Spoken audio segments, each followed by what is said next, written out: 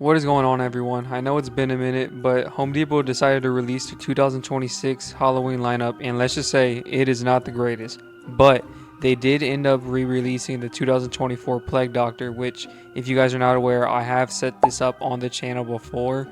It was completely off, so I decided to remake the video. So here is a full instructional guide on how to set up your 2024 Home Depot Plague Doctor.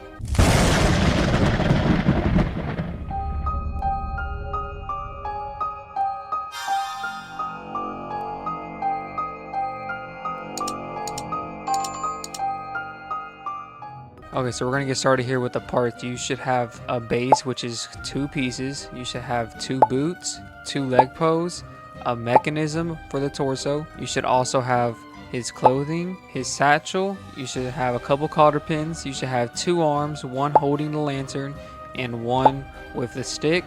You should also have 2 poles for the stick.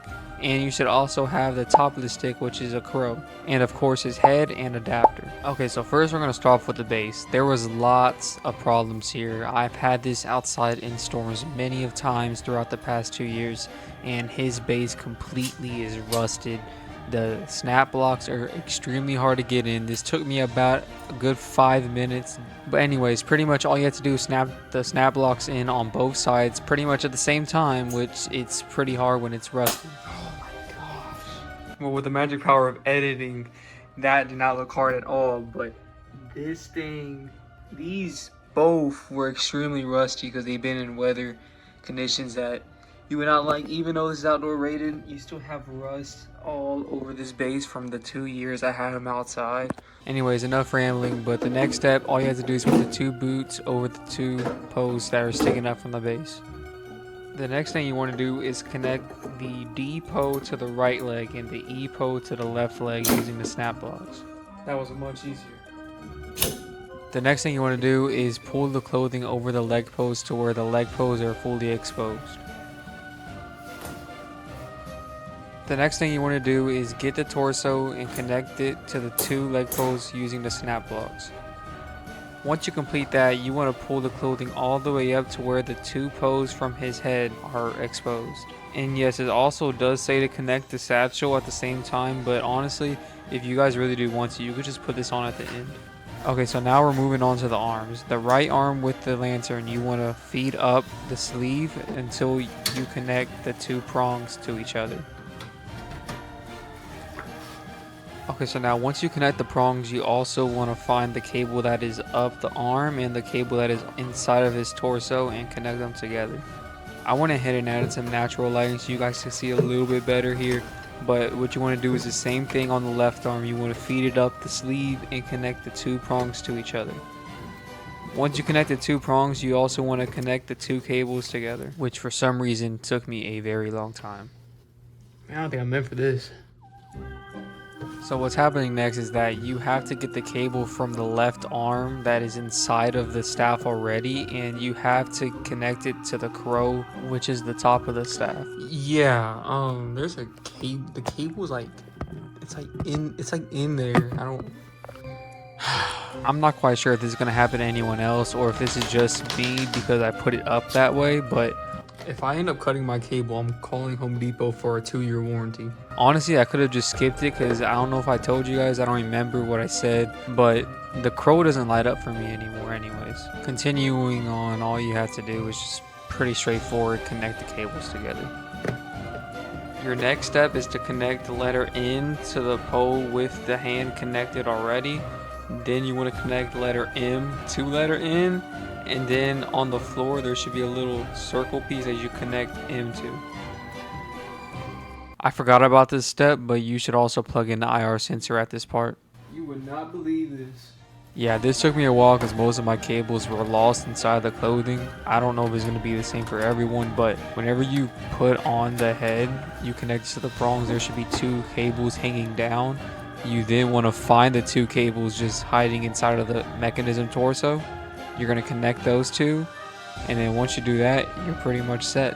Now all that's left is connecting the adapter to the box and then connecting it to the wall, and then that's pretty much set up for your demo. Alright, here he is set up. I have zero clue if this is actually going to work. Okay, it's gonna be 10 times louder in the video, but had to turn him down. But has to reset, and then he'll go right on.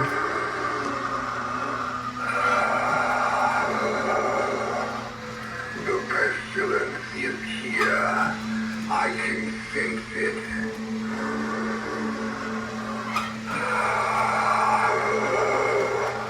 Bring me your sick.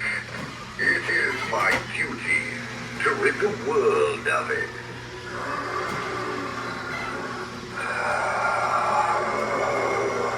Bring me your wounded.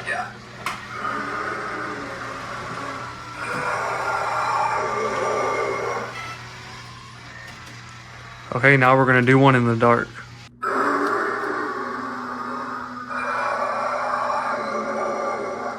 This lavender in my mask is barely covering your stench.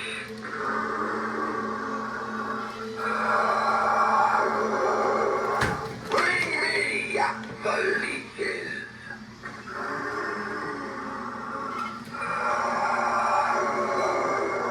It is time to cure you of your ailments.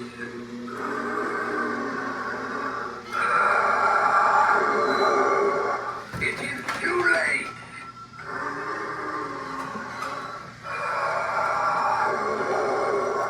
Another name in the death toll. What is your last wish?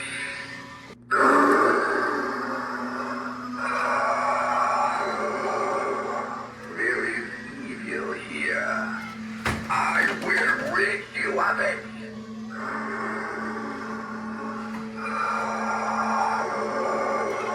I have seen this form of illness in another autopsy.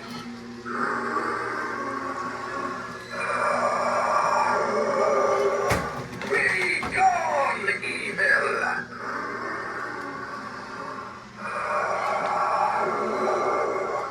Nothing is working. Another soul lost. Goodbye.